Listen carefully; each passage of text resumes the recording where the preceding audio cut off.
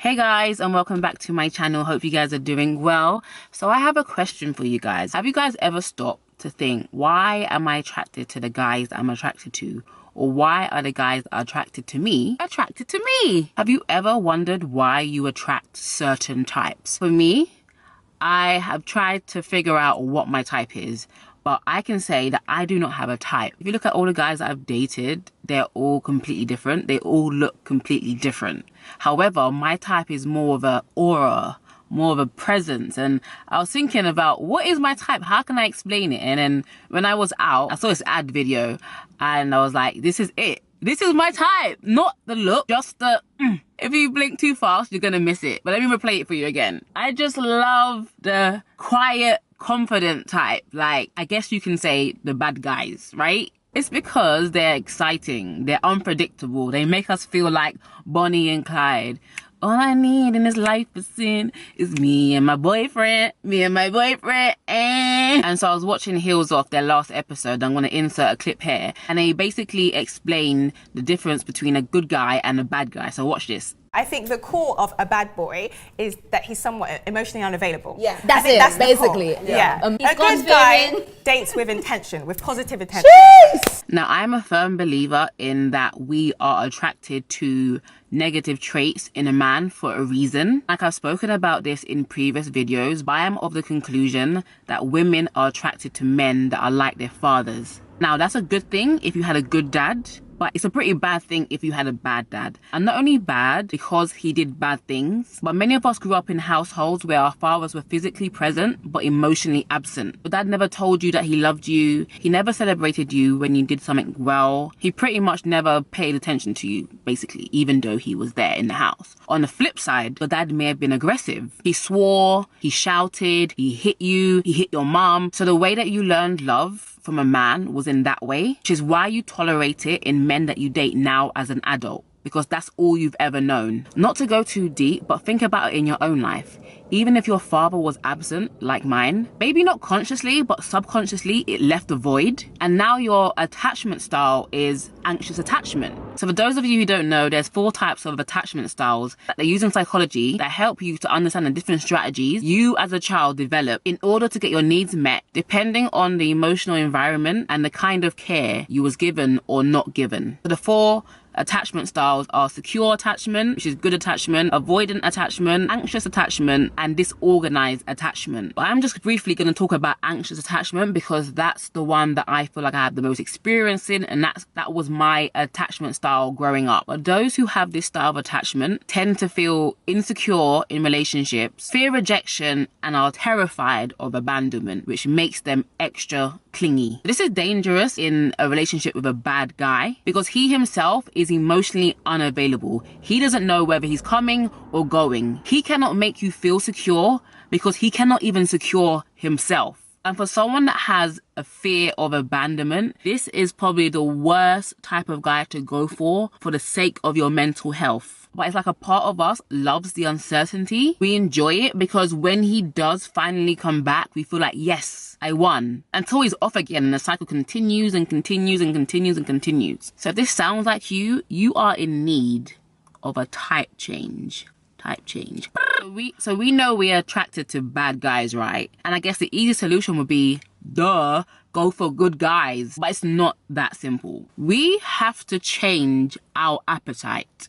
We have to change what we are attracted to. And we can only do that when we have an end goal, when we have an objective. For example, let's say I want to lose weight. I have an objective of losing 30 pounds and I'm very clear on my objective. I would like to lose 30 pounds.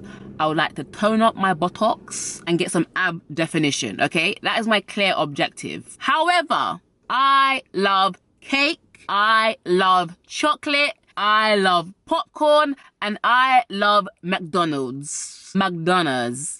I love fast food. So this is my appetite, but this is not going to yield the results that I want. It's like you say you want to be in this happy relationship, you want to feel secure, you want to get married someday, you want to start a family, but then you go for guys who live the fast life, all about the here and now, have no real solid plans for the future, and can't even vocalize their intentions for you. Some of you may say you want this and you want that, but your actions and the men that you're choosing say opposite. No shame, like, we've all been there. We've all said, yeah, this is what I want, this is what I need for my life, and then we go with Bozo the Clown. Like, it's alright, we all been there, okay? But I'm trying to get you to level up this year.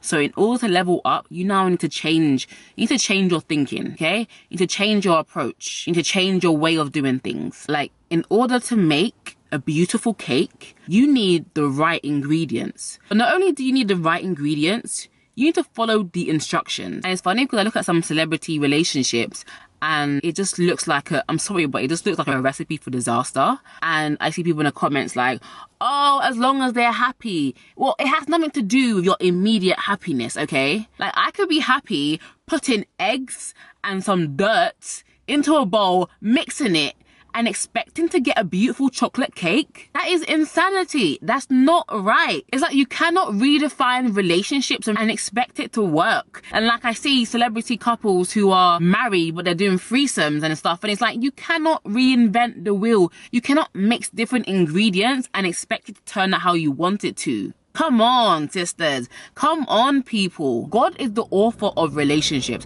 God is the author of marriage. And in the beginning, he brought one man and one woman together. Not three, not four, okay? One man, one woman. Okay, one woman for one man. You understand? And it's like, I'm always shouting like character, character, character, character, character. Because really and truly, it's the only real way we can gauge the longevity of a relationship. And I always say this, like, men adapt, but they rarely ever change. It's the same for women. We as human beings, unless we have an encounter with God and he completely flips us on our head, people don't change, okay? They may enhance, but they don't change. If I have an apple, it's not going to become an orange, okay? Apples stay apples, oranges stay oranges.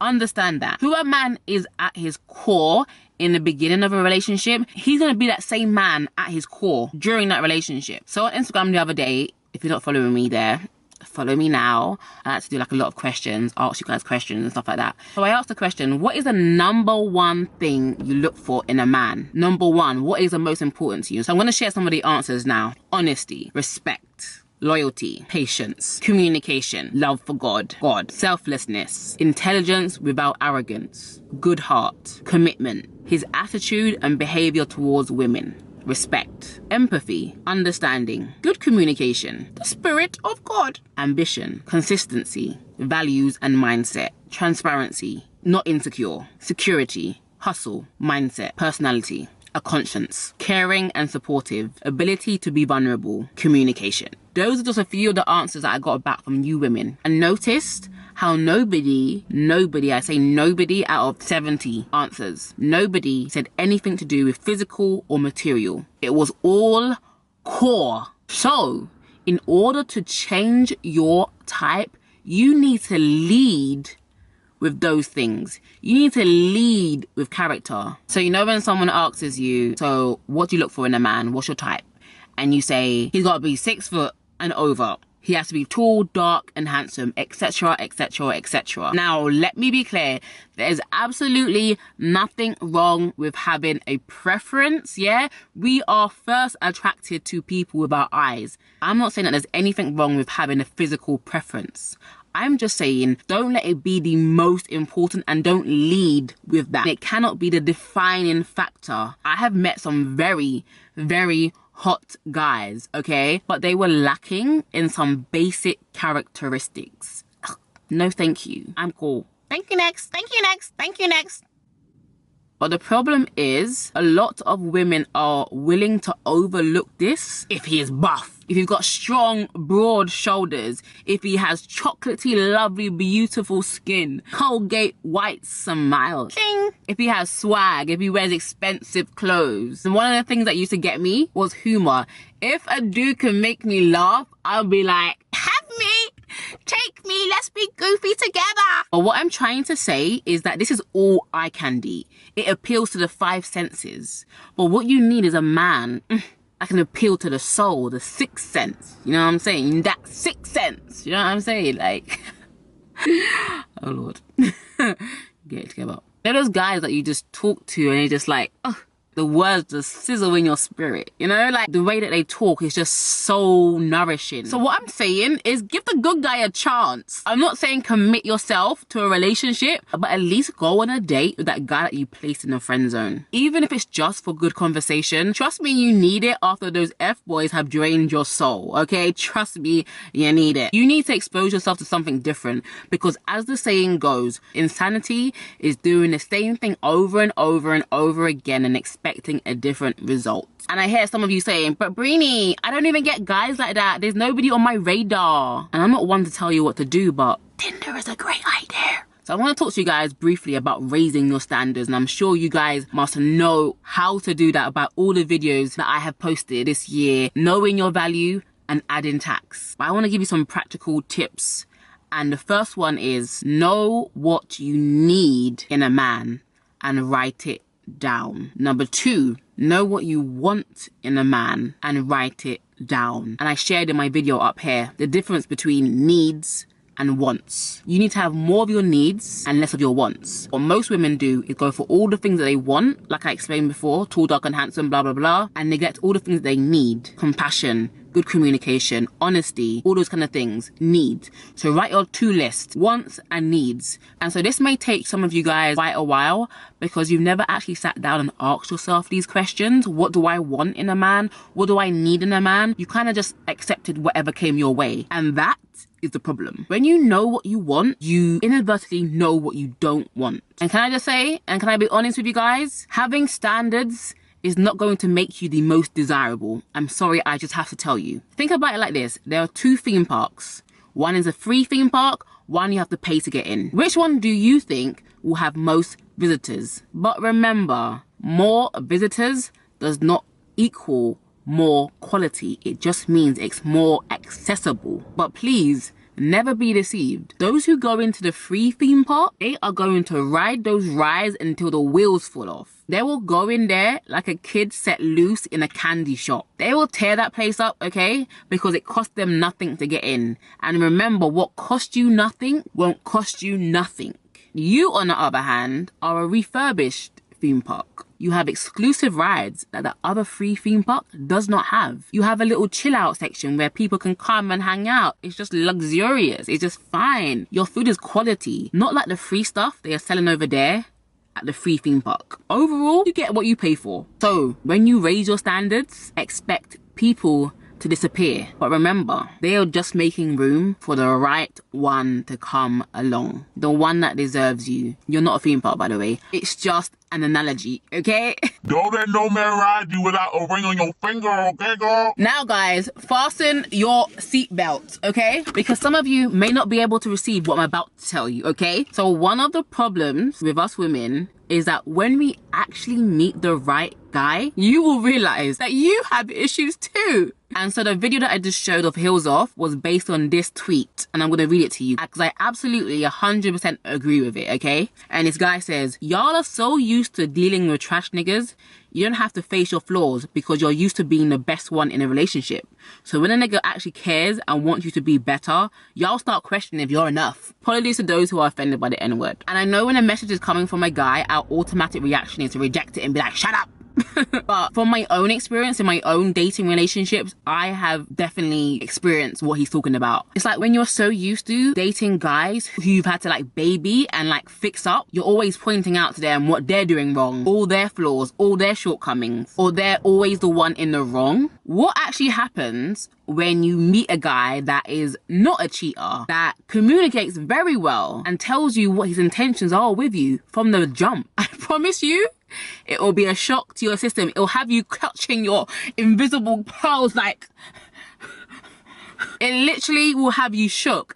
And it's in that moment where a lot of women actually self-sabotage because they cannot handle it. But as I was saying, when you are no longer pointing out the other person's flaws, because that new person, that new guy, that right guy is actually quite on point. He's not perfect, but he's quite on point. You didn't realize that your time management is actually quite bad. Your communication skills isn't as great as you thought it was. Or that you'd rather walk away during a heated argument rather than sit down and actually resolve the issue like a grown adult. I promise you, ladies, the right guy will make you a better person, but not in a romantic kind of way that we assume. That guy will literally piss you off to the point you are forced to grow up. You are forced to grow the hell up. You are forced to acknowledge your flaws. You'll be forced to realize that you aren't as perfect as you think you are, okay? But that is only if you really want to be in a good and healthy relationship. I'm just saying, guys, and I really feel this, that a lot of us aren't actually really ready to be in a relationship. Not the relationship that requires work. It's like you like the idea of it, but I'm telling you, relationships are hard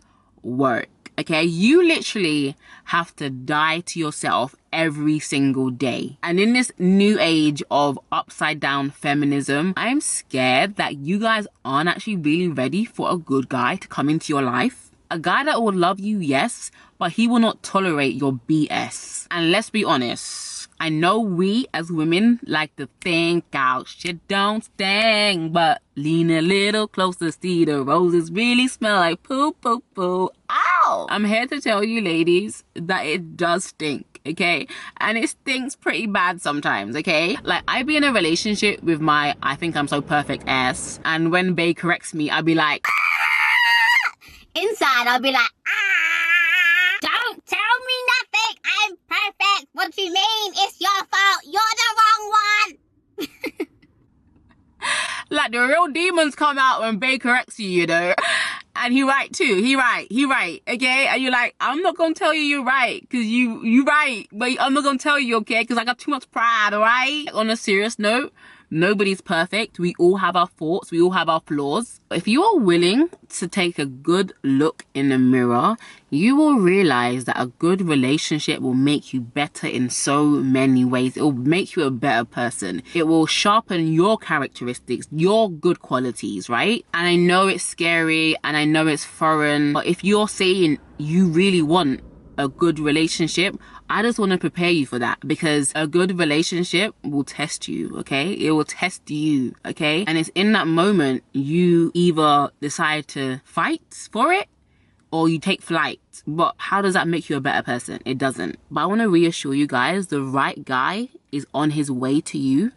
But the question is, will you be ready? Will you raise your standards to make sure you get what you deserve? Will you change your appetite so those sweet boys will stop giving you cavities? The answer is and will always be up to you. I know this was a tough video. I told you to put your safety belt on, okay? But sometimes we as ladies, we gotta check ourselves, okay? I want to walk through this journey with you guys, so we've understood our value. We're not tolerating F-boys in 2019. We're being our authentic selves. But will you be ready for the relationship that you've so desperately been praying about? And I'm scared that a lot of you won't be. So let's do the work. Let's do the work, okay? And yeah, that's all I have for this video. I have one more video that I want to do, and then I'm gonna open it up to you guys for your suggestion. What should I talk about? So I'm gonna take probably a 2 weeks break, gonna go away, and then I'll be back and I will keep dropping these pearls. Thank you to everybody who has subscribed to my channel. Shout out all my new followers. Welcome to the family. That's all I have for this video. I hope you guys enjoyed it. Leave a comment. Don't forget to like, and I'll see you guys in my next video. Bye, guys. Mwah. Boom.